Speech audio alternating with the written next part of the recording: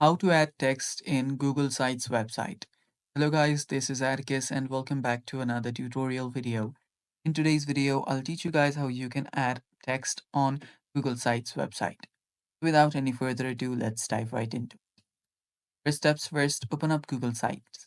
You can head over to sites.google.com, and after you head over there, open up the project that you're working on.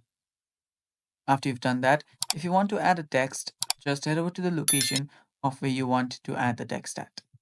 So after you find the location, simply tap on this section that says text box and it will simply add a text box. Then you can start typing in and type in whatever you want. I'll just type in random thing here. And after you do that, you can even change the font here. You can see you can change it to a title and also change its a size. Let me size here. And again, you can bold it, you can, make it italic, underline and stuff like that, and even the colors.